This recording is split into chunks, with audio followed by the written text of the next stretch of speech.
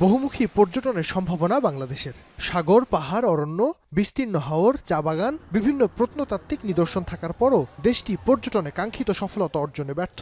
সরকারি বেসরকারি বিভিন্ন উদ্যোগও পারছে না বিদেশি পর্যটক টানতে।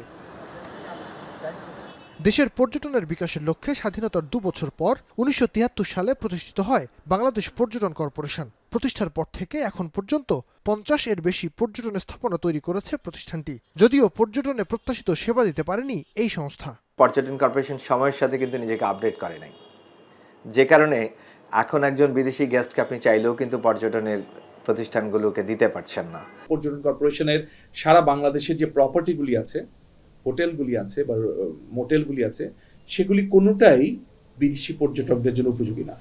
এরপর বাংলাদেশ ট্যুরিজম বোর্ড নামে আরেকটি সংস্থার জন্ম নেয় ২০১০ সালে।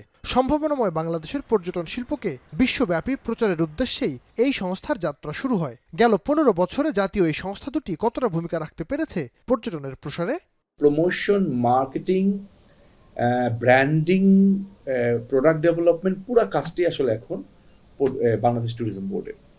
কিন্তু আনফরচুনেটলি বাংলাদেশ ট্যুরিজম বোর্ডও সেই জায়গাটার মধ্যে সফল আমি বলবো না। পর্যটনের সঙ্গে সংশ্লিষ্টরা বলছেন, সংস্থা দুটির ব্যর্থতার দায় নিতে হবে সরকারকেই। অগ্রাধিকারের তালিকায় না থাকা, বাজেট স্বল্পতা ও দক্ষ জনবলের ঘাটতির কারণেই কার্যকর ভূমিকা নিতে পারছে না প্রতিষ্ঠান দুটি। পর্যটনের প্রতি আমাদের সরকারি মহল থেকে আগ্রহটা কম, প্রায়োরিটিটা কম। মানে পর্যটনের বাজেট বরাদ্দ বলতে আমরা বুঝি সিভিল এভিয়েশনে কি কত টাকা গেল আর বিমানে কত টাকা গেল। ট্যুরিজম বোর্ড আসলে জনবল স্বল্পতা যেমন আছে, তেমন আসলে পরিকল্পনাগুলো এখনো কিন্তু আমি যদি বলি যে ওইভাবে সাজায় ওঠার সুযোগ হয় নাই। হ্যাঁ, ট্যুরিজম বোর্ড চেষ্টা করছে, কিন্তু আসলে চেষ্টা যে করবে তার জনবল এবং পর্যাপ্ত কাঠামো এবং পর্যাপ্ত ফাইন্যান্সও কিন্তু লাগবে।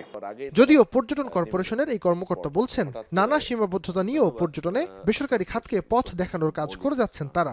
বাংলাদেশের পর্যটন উন্নয়নে সরকারি সংস্থাগুলোই মূলত লিডিং রোলটা প্লে করে, কারণ তারা এইভাবে লিডিং রোল প্লে করে যে সে আগে যায়, কোনো একটা ইনফ্রাস্ট্রাকচার তৈরি করে, অবকাঠামো তৈরি করে এবং প্রাইভেট সেক্টর যাতে আসে, অর্থাৎ কনফিডেন্স বিল্ডিংটা কিন্তু সরকারি সংস্থা করে দেয়। দেশের পর্যটনকে কাঙ্ক্ষিত লক্ষ্যে নিতে জাতীয় প্রতিষ্ঠান দুটির সক্ষমতা বাড়ানোর বিকল্প নেই মত অংশীজনদের। নাইম আবির, এখন, ঢাকা।